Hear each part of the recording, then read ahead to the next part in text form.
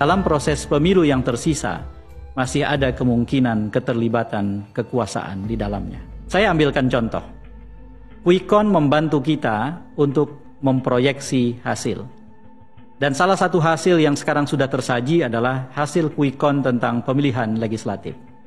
Putra Presiden Jokowi yang memimpin satu partai, Kaisang Pangarep, memimpin Partai Solidaritas Indonesia atau PSI, saat ini tentu sedang cemas dan deg-degan dikarenakan menurut hasil quick count perolehan suara PSI jauh dari ambang batas parlemen atau parliamentary threshold yang mereka targetkan, 4%. Sementara menurut quick count perolehan mereka hanya 2,5 atau 2,6% saja. Baiklah, saatnya saya bicara tentang sesuatu yang barangkali perlu terbuka saya bicarakan. Selepas pemilu 2019, saya dan Polmark Indonesia mencari data tentang hasil pemilu hingga ke TPS. Data semacam itu hanya dimiliki oleh jaringan partai yang punya saksi lengkap dan tentu saja dimiliki oleh Komisi Pemilihan Umum.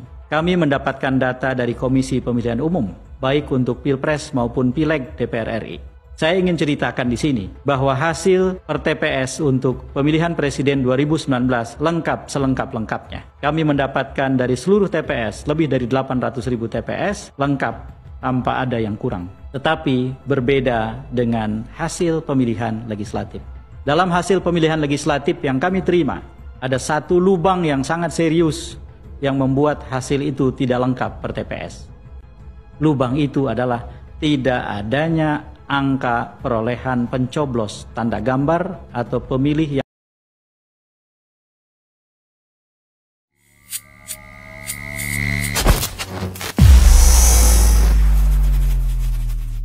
Bismillahirrahmanirrahim. Assalamualaikum warahmatullahi wabarakatuh. Semangat perubahan, salam kedaulatan rakyat.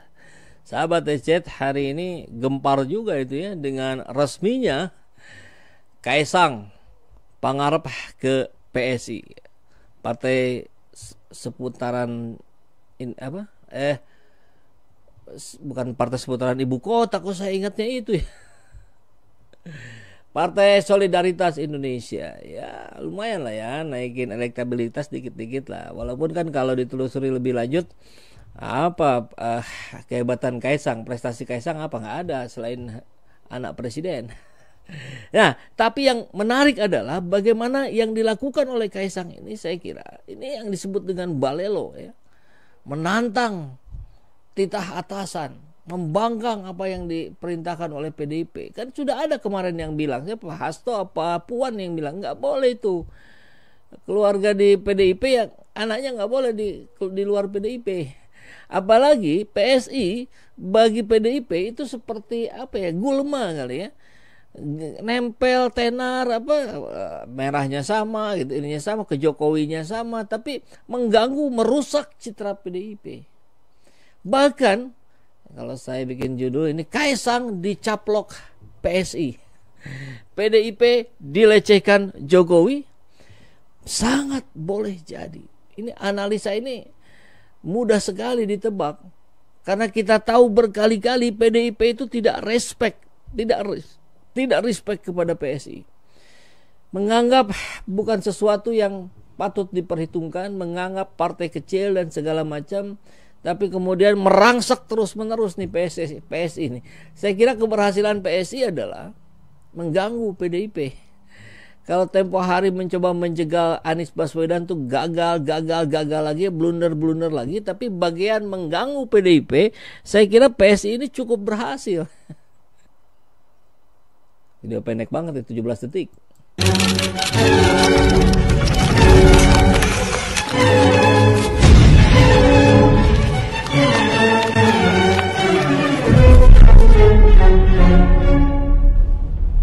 Saya Kaisang, saya PSI. Saya Kaisang, saya PSI katanya. Pembangkangan luar biasa sudah dilakukan oleh Kaisang. Pas ditanya bagaimana Pak Jokowi, respon Pak Jokowi gimana? Oh, beliau sibuk. Ya tentu akan coba dilepaskan ya. Tidak akan dianggap bahwa ini adalah titah dari Pak Jokowi, tentu tidak ya. Menarik lihat reaksi PDIP ya. Ini bakalan dipecat nggak ya Pak Jokowi dari partai PDIP? Kita ingat Budiman Sujatmiko ya, 1-2 hari setelah menyatakan mendukung Prabowo dipecat dari PDIP. Ini Pak Jokowinya belum declare betul-betul nih ya, baru soft lah gitu ya. Tapi anaknya sudah declare. Memang nggak juga ke Prabowo, tapi ke PSI, di mana PSI dukung Prabowo. Jadi ini dibuat agak-agak smooth lah begitu ya. Cakep juga ini strateginya ya.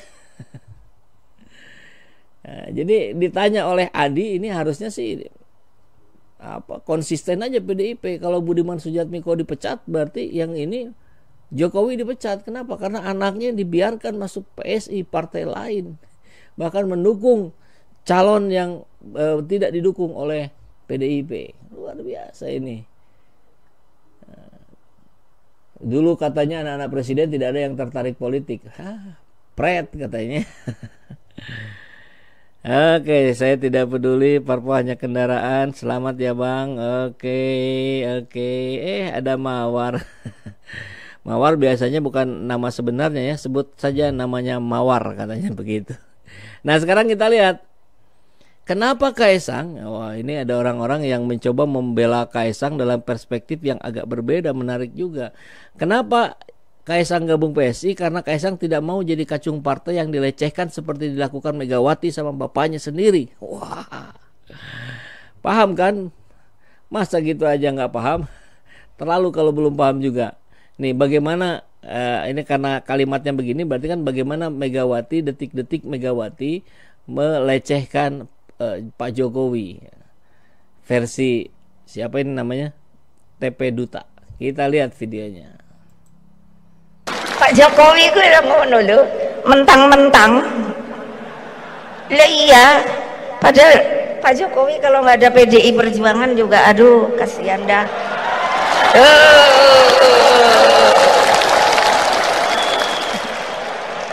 Lo legal formal lo. Beliau jadi presiden tuh nggak ada kan ini. Legal formal diikuti terus kan sama saya. Aturannya, aturan mainnya. Terus Pak Ma'ruf, saya minta kaget Pak Ma'ruf itu dulunya sama-sama di BPIP. Waktu itu masih UKP PIP. Pak Jokowi itu udah ngono lho, mentang-mentang. Lah iya, padahal Pak Jokowi kalau nggak ada PDI Perjuangan juga aduh kasihan dah. Luar biasa ya dilecehkannya. Putra bungsu Jokowi resmi menjadi anggota PSI. Pilihan Kaisang itu menuai sorotan mengingat semua keluarganya adalah kader PDIP. Istrinya kader PDIP juga nggak ya? Rasa-rasa nggak dibahas. Saat diminta tanggapan, DPP PDIP belum merespon. Wah sayang sekali ya, kenapa nggak direspon? Bingung kali dia ya. Politikus PDIP Deddy Sitorus menyatakan pihaknya enggan berkomentar. No comment katanya. Hari ini ya ditanyain. Deddy mempersilahkan publik menilai langsung keputusan Kaisang tersebut. Biar rakyat yang menilai. Ya kalau rakyat yang menilai ya pasti beda-beda.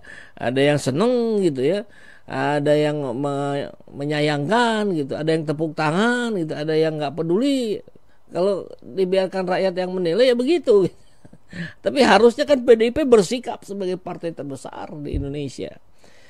Sebelumnya pada Sabtu Kaisang telah menerima kartu anggota KTA. Hari ini Sabtu ya. Yang diserahkan langsung oleh Giring di kediaman presiden. Di kediaman pribadi Presiden Jokowi di Solo. Di Solo.